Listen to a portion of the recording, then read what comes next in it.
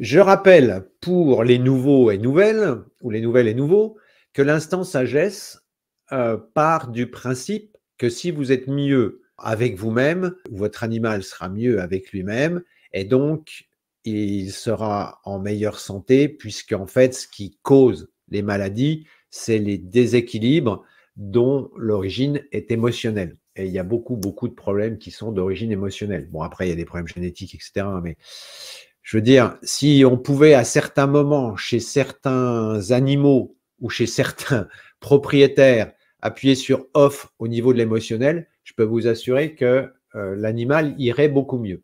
Mais bon, on fait comme on peut avec ce qu'on a.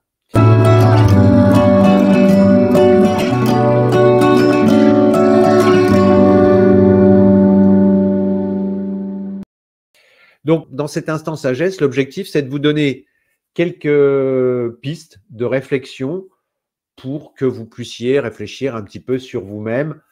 Et donc, pour démarrer cet instant sagesse, en général, je pars par une petite citation, en l'occurrence ici de Lao Tzu, qui nous dit « L'expérience est une lumière qui n'éclaire que soi-même ». J'ai trouvé que c'était pas mal parce que vous allez faire le lien avec ce que je vais vous raconter après, parce que j'ai vécu une expérience, mais évidemment, elle ne renseigne que moi puisque c'était la réponse à ma question, en quelque sorte, ou en tout cas, c'était un signe que me donnait l'univers par rapport à ma vie.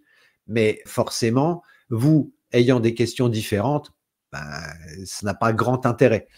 Mais en tout cas, ce que je vais essayer de vous montrer ce soir, c'est comment on peut, à partir du factuel, on va essayer de décoder. C'est ça qui est important, puisqu'en fait, l'essentiel de la thérapie, elle est dans le quotidien, à condition qu'on sache décoder et qu'on sache mettre du sens. Alors, mes vacances, allez, juste pour vous faire rêver un petit peu, si vous ne connaissez pas la Toscane, voilà, c'est une belle région, c'est une région que j'adore, je suis fan. Voilà, donc c'était juste pour partager avec vous l'intérêt que j'ai pour la Toscane parce que je trouve ça particulièrement beau et quelle que soit la saison, quoi. Qu'est-ce qui m'est arrivé? Donc un jour, puisque vous savez, on a fait il y a quelque temps comment créer une synchronicité. Donc comme j'étais en vacances, je me dis voilà, je suis disponible. Tiens, et si j'essayais de me créer une petite synchronicité? Très bien. Donc, je décide d'aller dans un village qui s'appelle Bolgheri, qui est réputé pour son vin. C'est une grande appellation d'Italie. Un petit village très, très joli qu'on connaît pour ses allées de cyprès, etc. Donc, je vais à Bolgheri avec l'objectif de créer une synchronicité. Bon, je passe un moment à Bolgheri, etc. Bon, j'étais dans un restaurant du peintre.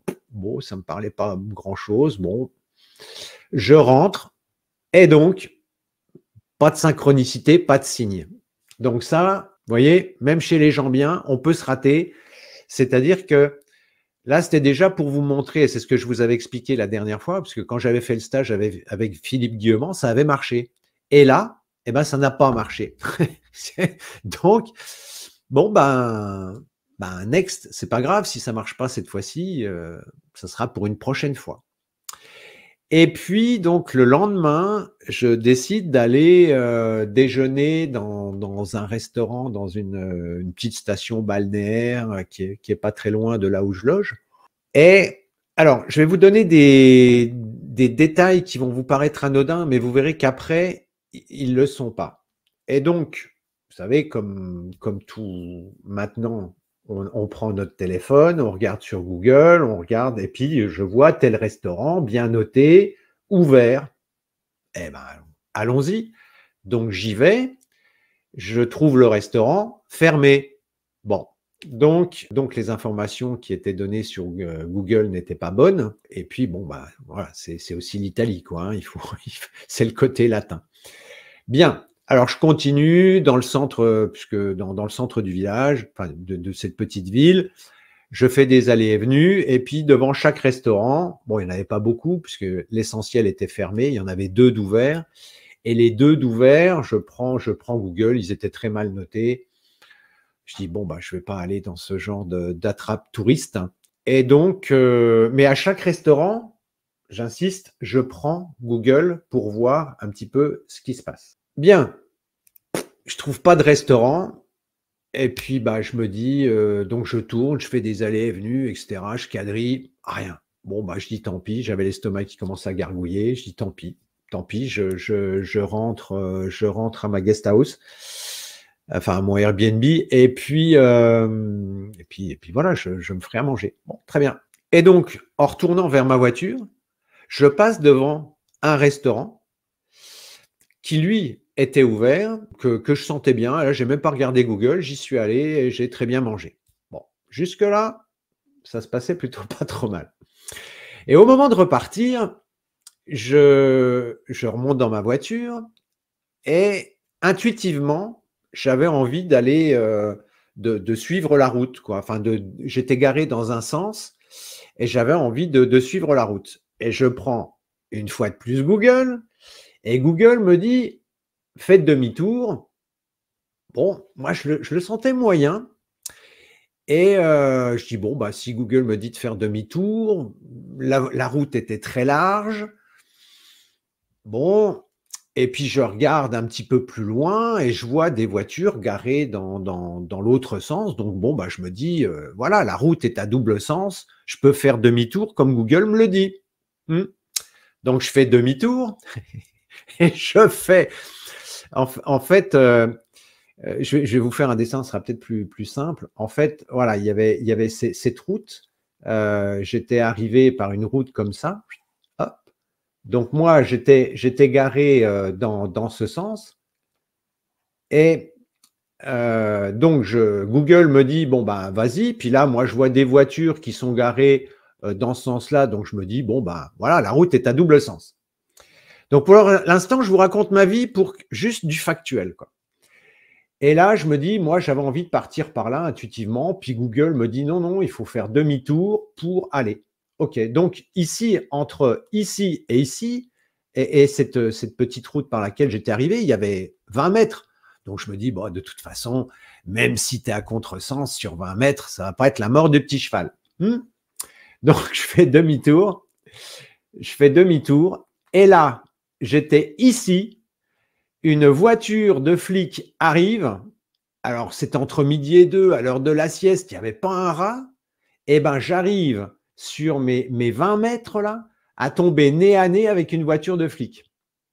Alors, je ne vous dis pas, les Italiennes qui sont un peu extraverties, donc elles me commencent à me crier dessus, etc.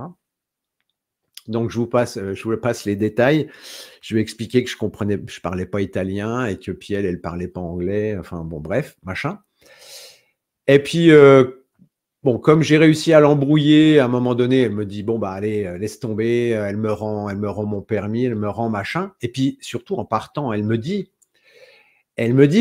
la direction, c'est par là-bas. Et elle insiste lourdement. Elle me dit, la direction, c'est par là-bas, quoi. Voilà. Ça, c'est le côté factuel.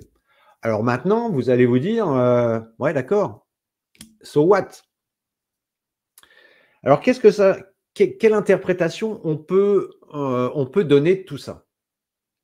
Bah déjà, si vous prenez la première, rien que le côté restaurant, c'est comment, je veux dire, avec Google, on ne fait plus confiance à son intuition, mais on fait confiance à Google, on fait confiance à quelque chose, si vous voulez, qui est réputé, comment je dirais, fiable. Vous voyez, on fait plus confiance à Google qu'à son intuition.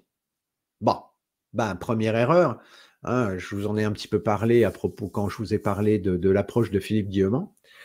Et c'est quand j'ai lâché ce Google, j'ai dit, bon, bah, allez, tant pis, Google, on s'en fout, machin. Hop, c'est quand j'ai lâché que j'ai trouvé le restaurant qui était excellent, les gens charmants, vue sur la mer, etc. Super. Bon. Mais là, j'ai dit, bon, bah, allez, Google, tant pis, je lâche Google. Et puis, j'ai lâché l'objectif de trouver un restaurant et j'ai lâché ce Google sur lequel je m'appuyais. Alors que, voilà, si j'avais sorti mes antennes en disant, j'aimerais trouver un restaurant, peut-être que les dieux me l'auraient envoyé, d'autant que j'étais passé devant à l'aller. Bon, déjà, il y a le lâcher. Si vous avez regardé Interstellar comme je vous l'avais conseillé, vous voyez qu'à un moment donné, c'est quand le héros lâche que quelque part son histoire bascule. Bien. Donc, il y a déjà cette notion de lâcher prise. C'est faire lâcher, je dirais, Google, lâcher la science, lâcher se connecter à son intuition et puis ensuite, je dirais, travailler le lâcher prise. On envoie la requête, on lâche et après, c'est le cosmos qui fait. Ça, c'était déjà par rapport à cette notion de lâcher. Je remonte dans la voiture. Mon intuition me dit, va dans cette direction. Et en fait, j'ai encore écouté Google. J'ai encore écouté ce que la science me dit quelque part. Et j'ai pas écouté mon intuition. Et puis, en plus, là, ce qu'il faut savoir, c'est que quand on a ici la police représente la loi. Et elle représente la loi des hommes, mais elle représente aussi la loi du cosmos. Je parle pas bien italien, mais quand elle m'a crié dessus, la fille me dit « Oui, vous auriez pu causer un accident ». Donc, qu'est-ce que ça veut dire? Ça veut dire que en ne suivant pas mon intuition, en suivant Google, et puis en disant bah, « De toute façon, c'est Google qui a raison », je fais demi-tour. Elle me dit « Mais attention, si vous allez dans cette direction, vous risquez un accident ». Vous voyez, si je reviens en arrière, faire demi-tour, c'est aussi revenir en arrière. Donc, si je reviens en arrière, je risque un accident. Mais il ne faut pas interpréter ça au sens accident de voiture. Il faut interpréter ça au sens accident de la vie, quoi. Enfin, on ne sait pas ce que c'est. Hein. Ça peut être se casser un ongle ou ça peut être, je ne sais pas. Mais en tout cas, c'est pas juste. C'est pas juste de faire demi-tour. Et le cosmos, pour me rappeler sa loi quelque part, il est passé par la loi des hommes pour m'envoyer cet émissaire qui m'a dit bah, la direction, c'est par là-bas. Puis elle a bien insisté. Alors bon, j'étais gentil avec elle, je l'ai un peu embrouillée, elle m'a pas mis de PV parce que bon, je le sentais moins, vu comme elle était remontée, je le sentais moyen quand même. Mais vous voyez, le cosmos a été sympa parce que l'autre, elle était remontée comme un coucou suisse. Bon, elle m'a crié dessus, machin, tout ça. Puis au bout du compte, je l'ai eu à l'usure et puis elle m'a dit la direction, c'est par là-bas. Donc, ça voulait dire quoi? Ça voulait dire écoute ton intuition et ne fais pas demi-tour. Vous voyez? Et ce qui est intéressant, c'est que j'avais demandé la synchronicité la veille et en fait, je l'ai pas eu le bonjour, quoi. Mais je veux dire, il n'y avait pas un chat dans les rues, il n'y avait personne, ils étaient tous à la sieste ou alors partis ailleurs puisque tous les restaurants étaient fermés. Je fais 10 mètres et je tombe nez à nez avec une bagnole de flic, quoi. Enfin, je veux dire, vous voyez, le truc qui ne s'invente pas, quoi. Voilà. Et puis, elles auraient pu me mettre une prune et je m'en suis bien sorti, quoi. Voilà. Donc, c'était pour vous montrer, c'était pas pour vous raconter mes vacances, c'était pour vous montrer que, on peut demander une synchronicité, ben, ça marche pas, mais le cosmos la garde en mémoire et il vous la livre le lendemain. Et puis, vous voyez, quand il y a des choses comme ça, entre l'intuition, le lâcher prise, et puis comprendre aussi que quand on est confronté à la loi, que ça soit la police, la gendarmerie, la justice, etc., ça renvoie à un questionnement sur notre alignement par rapport aux lois du cosmos. Voilà. Et en faisant demi-tour, elle m'a dit, enfin, si on voit cette policière comme une ambassadrice du cosmos, elle m'a dit, n'allez pas par là, vous risquez un accident, la bonne direction, elle est par là. Donc, ne faites pas demi-tour. C'était une mauvaise idée de faire demi-tour. Donc, ne regardez pas en arrière, ne faites pas demi-tour, regardez devant et suivez votre intuition. Vous voyez? Voilà, c'était juste une petite anecdote comme ça, et je suis sûr que vous devez en vivre, évidemment, comme tout à chacun, des dizaines par jour ou par mois, ou par... mais vous voyez que quand on interprète, on prend le factuel, on interprète, et puis ça permet de, en fait, de tenir compte des informations, parce que le cosmos vous guide, en fait, quelque part, à condition de l'aider. Si j'avais dit, de toute façon, elle me casse les pieds, et puis j'avais bien raison d'aller dans ce sens-là parce que Google me l'a dit, etc. Et puis je me serais frité avec elle. Et puis, vous voyez, non, non, je suis pas allé dans ce sens-là. En plus, pendant qu'elle me criait dessus, moi, j'étais déjà en train de décoder ce qui se passait. Et puis, intérieurement, j'étais mort de rire, quoi. Bon, je riais jaune parce que je me suis dit, ça sent la prune.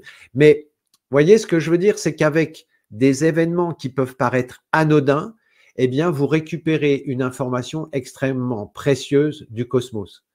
Donc, à certains moments, comme tout à l'heure, quand on me pose des questions, alors sur l'alimentation, c'est peut-être un petit peu différent, mais au lieu d'écouter la science, au lieu d'écouter Google, et si vous écoutiez votre intuition, et si vous écoutiez votre chien, et si vous observiez simplement votre chien et vous vous branchez sur votre chien, voyez? Parce que moi, tant que j'ai été branché sur Google, enfin, chaque fois que j'ai été branché sur Google, ça m'a emmené dans une galère. C'est quand j'étais branché sur mon intuition que ça fonctionnait. Et c'est ce que Philippe Guillemont nous explique. Voilà, c'était ma petite page vacances. Voilà, j'espère que cette petite anecdote vous aura aidé. Soyez à l'écoute de votre vie et vous verrez que des informations du cosmos comme ça, on en a des dizaines par jour, sauf qu'on ne prend pas le temps de les écouter.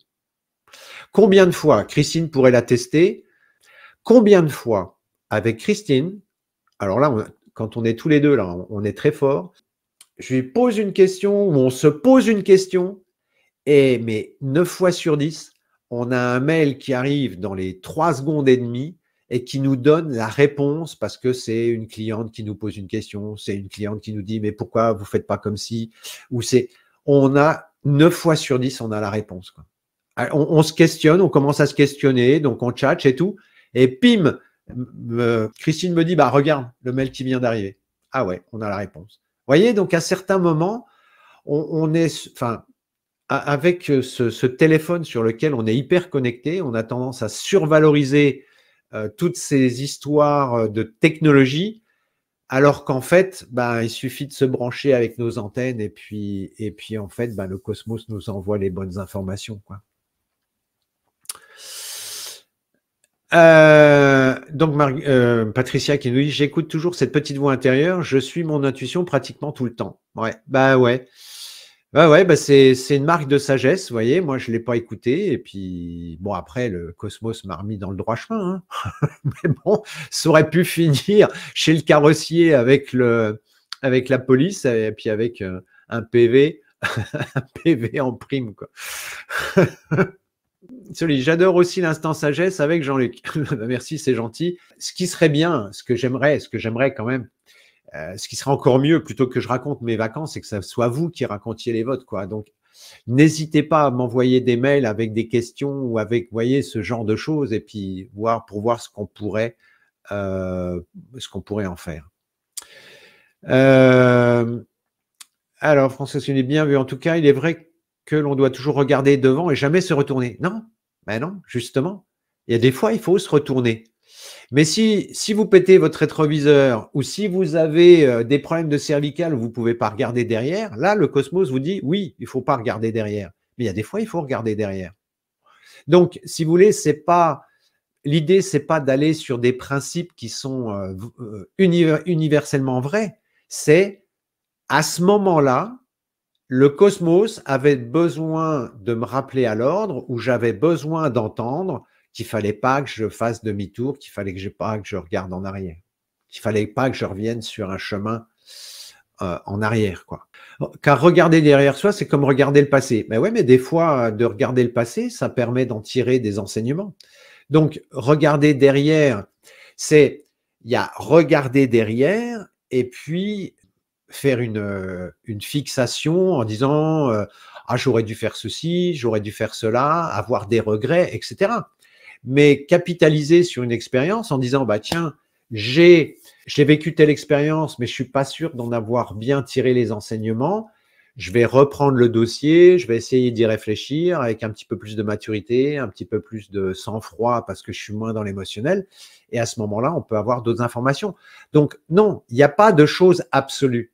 C'est qu'est-ce qui est vrai à un moment donné Et ce qui est vrai à un moment donné, eh bien, Philippe Guillemont ou plein d'autres personnes vous expliqueront que l'intuition est une arme fatale pour récupérer les informations.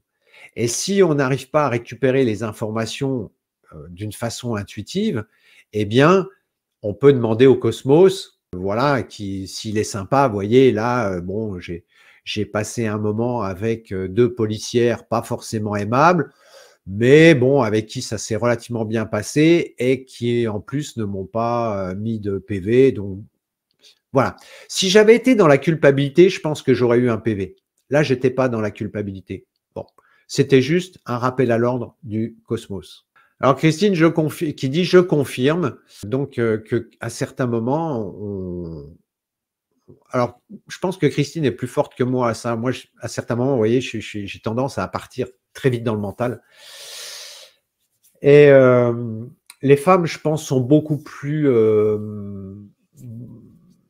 sensibles à ce côté intuitif naturellement parce que elles ont l'habitude plus voilà, d'être à l'écoute des enfants, etc. Enfin, je sais pas. Puis c'est peut-être la nature féminine. Hein, voilà, chacun ses. Les hommes ont des gros muscles pour aller chasser le mammouth, et puis les femmes ont une intuition qui peut servir à guider les hommes à certains moments, ou pas. Alors, Charlotte nous dit, parfois c'est avec le recul qu'on se rend compte qu'il y avait une synchronicité ce jour-là qu'on n'a pas compris sur l'instant. Ouais. Alors ça, c'est une culture. Alors après, le piège, c'est de tomber de voir des synchronicités partout. Ah tiens, je me suis pété un ongle, ben oui, mais c'est sur tel doigt, donc ça veut dire tel truc. Bon, avec l'expérience, on sait. Alors, il y a des trucs qui sont incroyables, et puis il y a des trucs qui, voilà, on peut les interpréter comme une synchronicité, mais il faut rester prudent. Alors, Philippe Guillemont dit que quand on a une synchronicité, on est joyeux. Alors moi, j'étais joyeux là, parce que j'étais en train de rigoler intérieurement. Je me dis, mais purée, t'as fait demi-tour alors que tu voulais pas, tu le sentais pas, ce demi-tour. Et puis en plus, 10 mètres plus loin, tu te retrouves nez à nez avec les flics, quoi. Donc intérieurement, j'étais en train de rigoler. Je suis pas sûr que c'était un truc qui m'apportait de la joie. J'ai eu des synchronicités où vraiment ça apporte une réponse, mais je sais pas, vous cherchez une maison, vous trouvez la maison de vos rêves. Quand j'ai adopté mon chien, voilà, j'avais balancé une requête dans l'univers, pouf, on me téléphone, dire ah, il y a un golden dans tel refuge. Vous voyez, donc là, est-ce que c'est la joie d'être confronté à une synchronicité ou est-ce que c'est la joie qu'un rêve se réalise? J'avoue qu'il faudrait que j'en reparle avec Philippe sur ce point-là parce que je suis pas trop d'accord avec lui. Mais bon, voilà, faites votre expérience puis vous me direz. Est-ce que tout est synchronicité ou bien parfois une porte qui claque, c'est une porte qui claque, point. Ouais, c'est un peu ce que je disais, c'est qu'il faut pas avoir des synchronicités. Quand il y a une synchronicité, là, je veux dire, j'ai fait 10 mètres à contresens, quoi. 10 mètres à contresens, je tombe sur les flics, quoi. Le truc, alors que, bon, les flics en Italie, je les ai pas vus souvent, quoi. Vu le nombre de fois où j'y suis allé. Et là, c'était juste, voilà, ils étaient, enfin, où on considère qu'ils étaient au bon moment, au bon endroit, au bon moment.